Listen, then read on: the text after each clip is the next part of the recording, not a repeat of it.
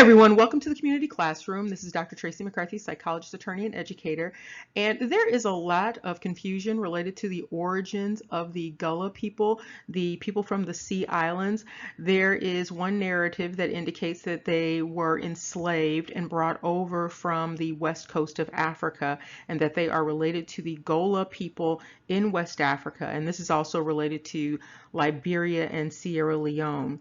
There's also another narrative that perhaps they are part of an ancient American group.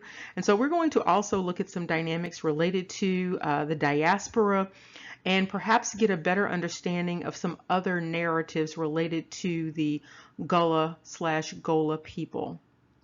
And this exploration is important for dynamics related to the Truth Commission because, again, it's important that you have a clear picture of what has gone on in relation to as many people as possible related to the transatlantic slave trade and slavery in the Americas.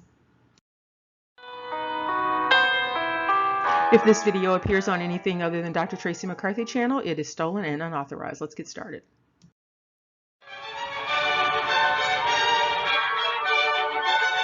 Before we begin our discussion on the Gullah people, I would like to turn your attention to the depictions on the screen. And so you can just look at the depictions and take it in, and then we will discuss these depictions a little later.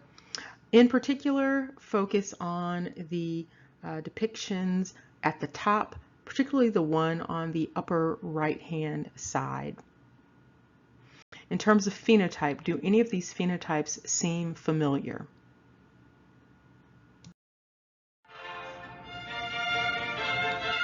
Now, many people, when looking at those depictions, might identify that something about those depictions looks substantially similar to men who would be classified as African American men.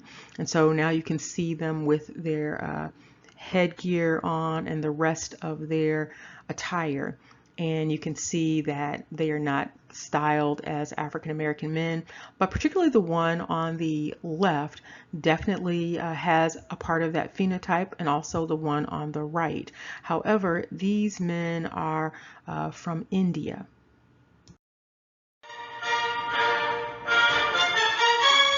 And these are two additional depictions, and clearly you can see with both of them a similarity. If you don't have the headdress on, you can see the similarity between these men and the phenotype of many African American men. And that is particularly the case with the one to the right.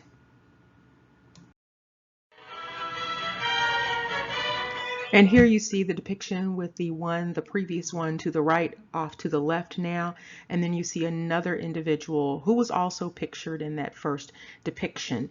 And again, you see this similar phenotype in terms of African American men. And here you see two additional depictions of Indian males, also with that phenotype that looks substantially similar to a large number of men who would be classified as African American or Negro or Black in America. And here you can see the individual close up, and then you see far away with the full attire. And he is identified as royalty.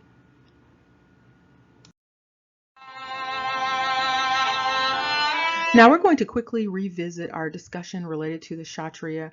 Now, we talked about them previously, and we're just going to revisit this quickly because this is the group that is related to those depictions that we just saw. And this particular group is considered the second highest in ritual status in terms of Hindu India. And they are traditionally seen as the military or the ruling class. And here's additional information related to that distinction. Again, they are a member of the second of the four great Hindu castes, the military caste. The traditional function is to protect society by fighting in wartime and governing in peacetime. Again, an upper caste traditionally assigned to governing and military occupations. And here again, you see they are members of nobility and also indicated as a member of Hindu royalty and a warrior class below the Brahmins. Now, there are a couple of things to make note of in this discussion. One is that this group was located mainly in the northern half of India. So in terms of geography and interaction with the rest of the world, this is important. So this is the part of India where they would have the most access to the rest of the world. Again, consider the warrior or ruler class. And also, there is also a notation down towards the bottom where you see that spelling, Gautama, and this is similar to Guatemala. So that's just something to make note of.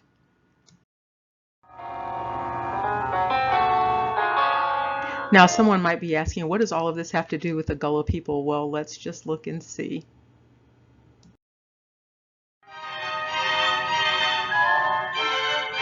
Now, according to this article, it's a popular belief that the Gullah name is a distortion of the name Angola, and this is a region in Africa that reportedly supplied a large portion of enslaved individuals that were sold to the Charleston slave market in America.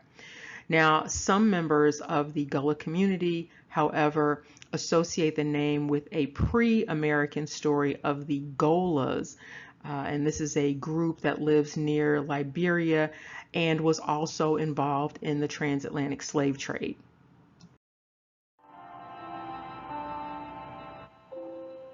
Now we're just going to quickly revisit the Gullah and the Gola of Africa, and just keep those names in mind as we go forward here. And this is all related to the Kshatriya and all related to people in the same area of India.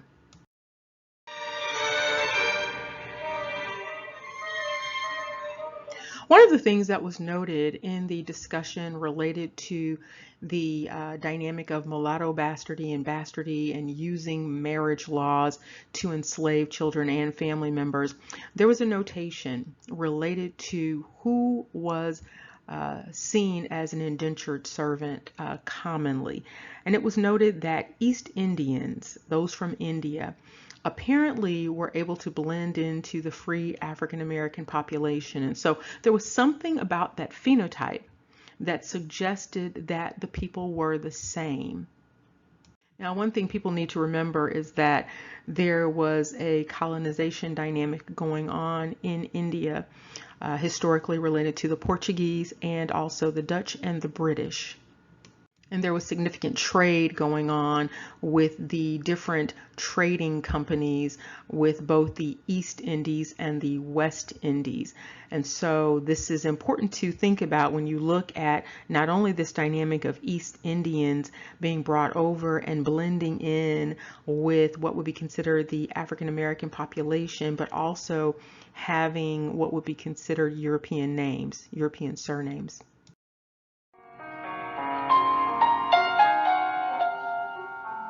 And so here again, we find this name that is in Africa, specifically the west coast of Africa again, and this same name equates to a village and group of people in India.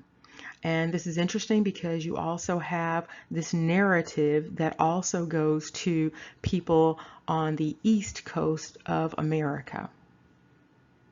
It's also important to note that the Gola are associated with one of the largest sugar mills in Asia. And so there was a lot of sugar processing, and that might sound familiar. And if you look at this map off to the left, you get a picture of where Gola is located in India. And you can see the state and the district also.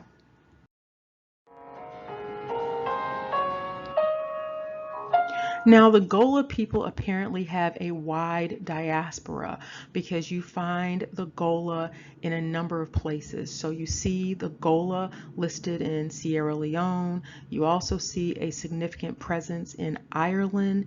You see groups and tribes in Liberia. You also, of course, see India. It's important to remember that India, in terms of history, their history is longer than these other places that we are talking about. And then you also see this unusually significant presence in Poland. And you can see a number of villages and townships all over Poland.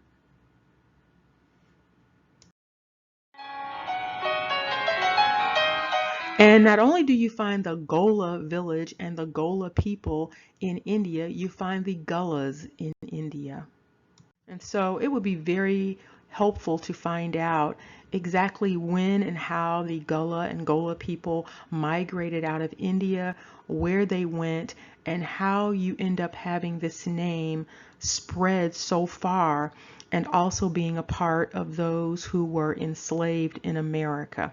And so another important question one might ask is, were those Indian people who were transported over, are they also a part of the Gullah people who understand themselves as coming from Africa?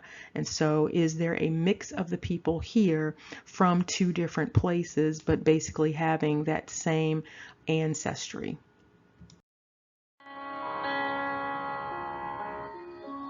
And here you can see more information about the Gullas in India. You can see the location, you see the language that is spoken, and you can also see the elevation, the altitude.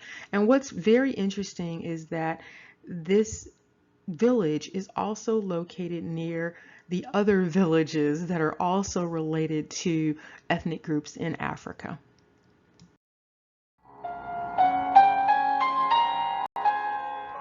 Now, what's interesting here is that you see two depictions of the Kshatriya, and they have slightly different phenotypes. And a substantial amount of the dress, the attire, the style is very reminiscent of the Moors. If you've done research on any of these groups and you have information to share, that would be helpful in terms of understanding this global history that's going on here in terms of the Truth Commission. You should share it in the comment section. If you have a video done on this, you can share that also. Remember, knowledge is power. Take care. See you soon.